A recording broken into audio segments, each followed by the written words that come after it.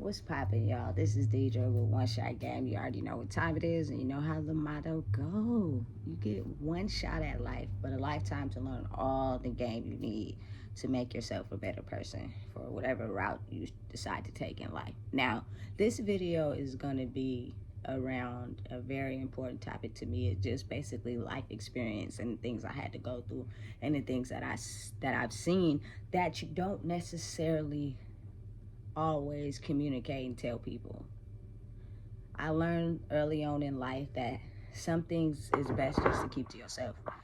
Therefore, you don't reveal too much information to someone and it pushes them away, or it makes them scared for you and the path you're going in life. So you just, keep it to yourself. But I have seen and experienced some things in my life that people would probably be shocked to know. They'd be like, no way, there's no way that you could ever process and see that. Well, I did. So let me start out for starters and say, from the age of 14 to 29, when I went to prison, I had smoked weed a lot during that particular years of my life. Like, it was the foundations and the basis of my life. I did not do anything, start anything, stop anything, in between anything without weed.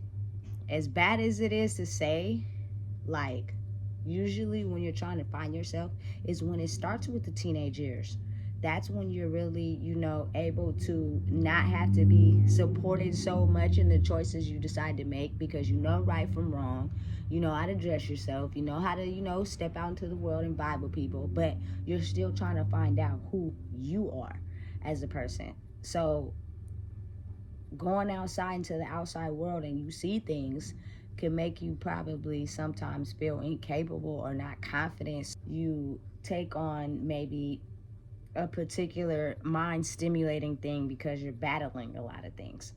And it could just happen from just stepping outside. Like, that's the basis of reality, because I grew up in a single parent household. My mom took care of us, but she didn't do anything. She didn't drink, she didn't smoke, she didn't do nothing. Me and my brother picked up on that from the outside world, and being the fact that it runs in our father's side of the family, it was like a trait we inherited, and we was on the mode and on the mission and ready to go. Weed was my drug of choice, my main drug of choice. It put me in a state of feeling good, because the natural Deidre had a lot of emotional baggage and a lot of trauma that she was trying to sort out, and at such a young age, it's hard sometimes to process. So I was about 15 years old. I was going to McClatchy. It's one of the biggest high schools by City College. If you're from Sacramento, California, then you know where that is.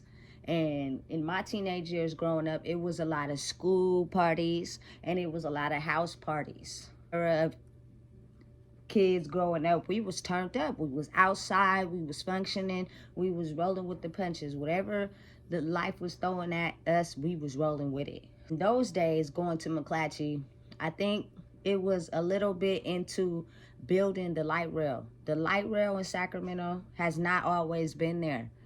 They had to build that line, each section by each section. So during the time when we was growing up, it had started to become popular. Everybody was getting on the light rail to be able to travel from one part of Sacramento to the other. And that was the basis of what was really going on. We had our first little train line, you know what I'm saying? So everybody on the light rail is either selling drugs, shooting dice, trying to get at girls. It was like another mall, except for it was on the train growing up in my era. That caused a lot of kids that would ditch school or, be getting out their parents' house for the day, because you couldn't stay at your mom's house all day and just lay on the couch. That wasn't cool. So kids from like the north would get on the train and come all the way to the south and kick it with us, and be at the light rail, be at our school, chilling during lunchtime or chilling after school, chilling in the morning, however they see fit. That's just was our mode of transportation at the time, and that was what was popping. 15 years old, this is about 2003. I'm in 10th grade and I'm going to McClatchy. Around this time, on that street that sits in front of McClatchy High School, I don't know the name of it, but I know how to get there, it is cracking. This is after school. Before school and after school. Before school, you have people behind the Pizza Hut shooting dice, people behind the Pizza Hut, you feel me, smoking weed. You had hella kids inside McDonald's, you feel me, getting their breakfast, just chilling, hanging out, waiting for their parents, whatever the case may be. Then you have kids in front of Subway, kids at the donut shop. Everybody was kind of just hanging out, doing their thing, shooting dice, smoking weed, hanging out with their friends. Like, that whole street had everybody and their mama on it because, of course, it's a high school. And then, of course, again, you had kids from other areas of Sacramento who would come just to hang out with the kids that went to McClatchy, right? In the morning, the thing was, you get ready, you get dressed, and you go to school early, because what's going on at school before school starts is more interesting than getting dressed late and staying at home. So hurry up, get dressed, so we can hurry up and get to school early, because before we actually start school, we have to be able to get our food from McDonald's. We have to be able to get the snacks from the store. You feel me? And we about to hit the blunt a couple times behind Pizza Hut, because now we about to go to school high. You know what I'm saying? So every teacher probably at McClatchy at some point or another had some kid who would come into their class smelling like dank. You feel me? Doesn't mean we didn't come to school, though. We was there. We just was high. So it's funny when they try to, tell students not to come to school. I don't encourage it, but at the same time, probably what's going on when school is out, you got to remember school is only 8 hours a day. So once school is out, I got to go back home and deal with my reality of what's really going on. The stuff that could be a little hard to process. When I'm at school, I'm getting fed, I'm learning, I'm chilling with friends. Okay, that's cool. But at some point, school's got to be over. And I got to go back home. And you don't know what I'm dealing with at home. It could just be some really serious shit. So I'm about to balance out my emotions, my emotional stability before I come to school. So I could be able to just get through the day and face and process whatever I just seen or whatever I went through. Emotionally, physically, however you want to put it together. I've always been the type to be like, my mission was, I don't know if you guys seen the movie Blank Check, but I seen the movie Blank Check growing up as a kid, right? And I seen how he got the blank check and he basically turned his house into, you know what I'm saying, fast food restaurants, a pool and all that inside his house. And my thing was, I wanted to take that and put it into a school. So therefore, kids can come to school and have fun at school, as well as rooms. So if they wanted to stay at school and not necessarily have to go back home, they could stay at school, but their grades had to be good in order to attend the school. But again, you got to understand, if I have things that's making me genuinely happy at school, I'm going to want to put in the effort to have good grades and focus and study. So anyway, being the fact that it was cracking at McClatchy before school, after school, during lunch. We had a lot of fast food places over there. It was this one particular day. I can't remember exactly what the day was because it was so long ago. But there was these two kids. I'm not going to say their names. For privacy reasons, I don't want it to come back and bite me in the ass. But I might reveal the person that I seen later in the video. So anyway, it was a girl and a boy. And me and my brother had went to school with them in the North area at a school called Babcock Elementary, right? So I had already knew them. And a lot of people you go to school with, growing up in the era I grew up in, moms is trying to hold it down, trying to hold the fort down, working, keeping a roof over our head. So wherever area we moved at in Sac, that's just what it was. We moved around a lot, but moms kept a roof over our head. So we might be in South Sac, we might be in North Sac, we might be in Carmichael, you never know. But mom's doing her best to make sure that we have a roof over our head. So we might be in a different school than the one we attended last year. That's just the way it go. The fact that I knew these two kids and we're at McClatchy, it's after school, right? I'm braiding the sister's hair in Pizza Hut in 3-strand braids, because again, I cannot French braid and I don't have no shame in my game. But 3-strand braids, she was like I think Mexican. So it's a different ball game. You know what I'm saying? But we was really cool. We was rocking. She was like, can you braid my hair real quick? All right, cool. So we hanging out after school. Most of us didn't have parents that picked us up. We went home and got to our houses on our own. So if we wanted to hang out after school for a little while, that's what we did. So we chilling in Pizza Hut. I'm braiding her hair, right? Next thing you know, you see a lot of people in like this big old group, right? And then it sways from right and then it sways to left. Because as I'm braiding her hair, I'm looking straight out the window of Pizza Hut. So I can see, and across from Pizza Hut is Subway. So I can see one group of kids moving from this way and then one group of kids moving from this way. And if you are very vigilant and you can kind of tell that when something is happening is why everybody's moving at one fast pace this way or one fast pace that way. You know what I'm saying? Otherwise, it would just be a bunch of kids just walking the street. So at this point, I'm realizing something is happening.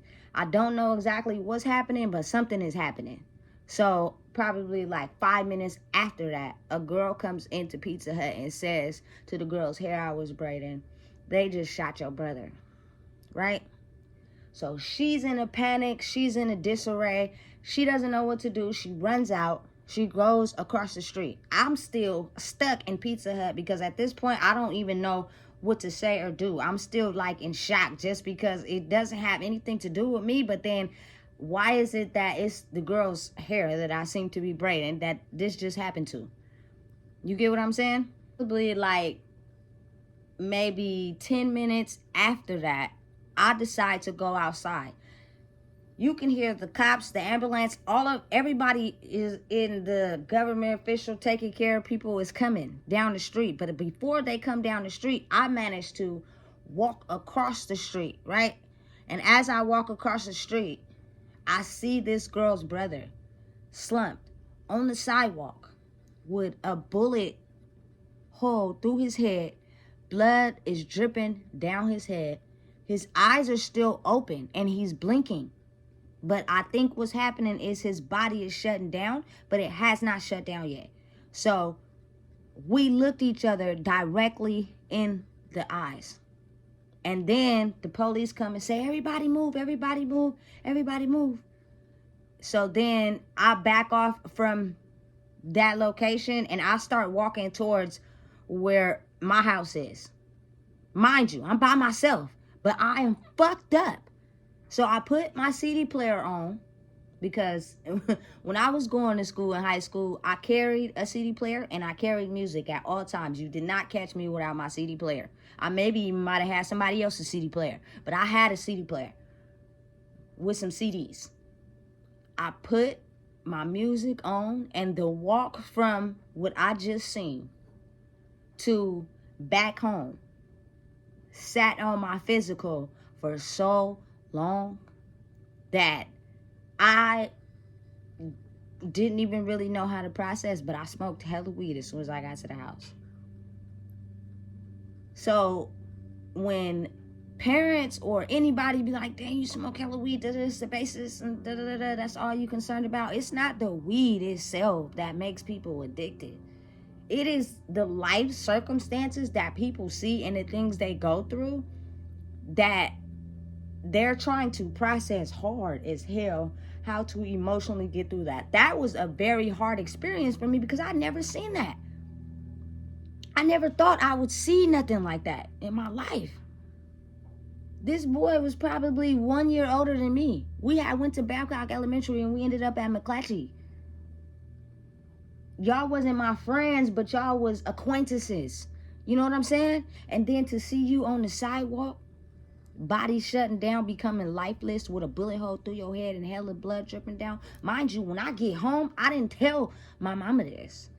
I didn't tell my brother this. I didn't tell nobody what the fuck I just saw. But I just seen my first dead person in my life. And it fucked me up at 15 years old. And the weed intensified for that week. And I never told anybody. I never revealed that information to anybody in my family, my friends, nothing. This will be the first video I'm actually revealing this information. So you have to understand, a lot of people don't go through life at that age and experience seeing something like that. And then the boy looked me dead in my eye as his body is shutting down, but he's limp on the sidewalk. So I know he's dying or dead. But his eyes is still blinking a little bit and he's looking directly at me. Nigga, that shit fucked me up. For real, for real. And I had to be able to still function, still go to school, still do my work, still get an education. You know what I'm saying? And the outside streets is real and they cold. And I don't care how much your parents try to protect you from them. The moment you step outside into these streets, it gets real. Nobody ever knew. This is my first time revealing that information to anybody. I seen my first dead body at 15 years old. And I was fucked up. For real. So what happened is, after I seen that, probably like maybe a month or so after that, I started having this fear of that was how I was gonna die. And it started to really scare me because I had never seen that before, and it traumatized me a little bit, but I kept going. I kept being strong as if it didn't bother me, but it did.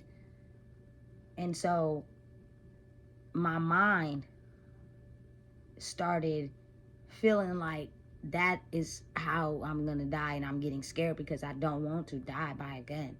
So I started having these dreams of seeing myself get shot in my dreams, but I never died. So it started to really scare me, and those dreams lasted for a very long time in my life, but it really scared me, right? And so then from that time, when I turned 19, is when my brother got killed by a gun. And that intensified the dreams. Now I was really scared because now I'm like, fuck. You feel me? There's no way. There is no way that I seen that at 15 and at 19 the same thing happened.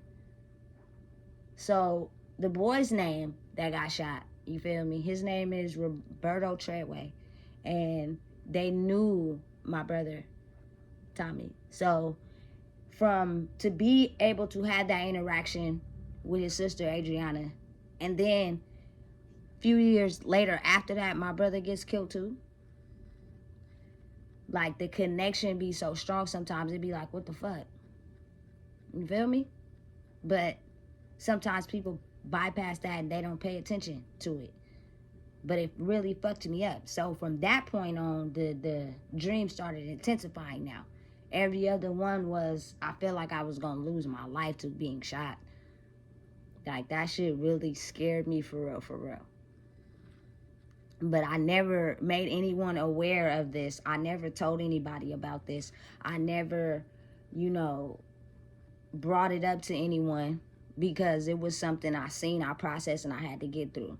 So before my brother passes at 19, my first love, my girlfriend at the time, I was in high school, gets shot as well.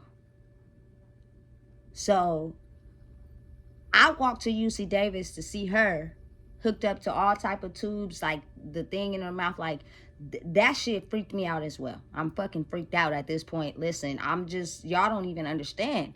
From the age of 15, it seemed like after me experiencing that first shooting of him and me looking him in his eyes, it seemed like after that became one after another. But it was only 3. I only seen 3. But you feel me? My girlfriend at that time survived, but she got shot. And then my brother got shot at 19, but he died.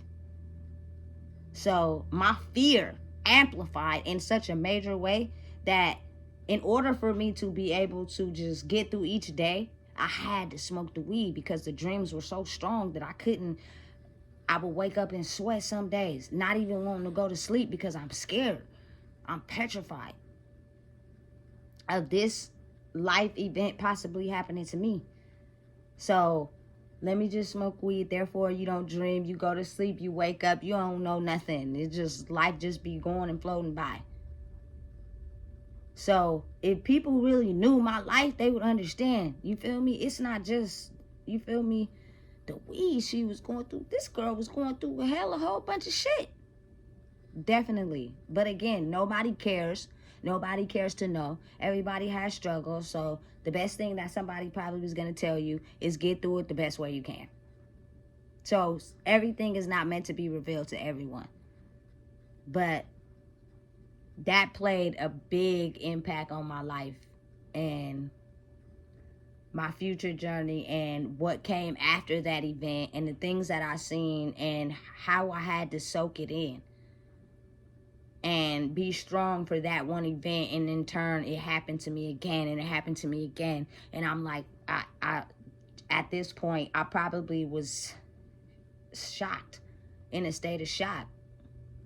Like, I was really hurt by my brother's death, but when I got to the funeral, I don't even know if I was really crying or not, because I had seen this already, except for this time it ended up in a death, meaning that person will no longer come back.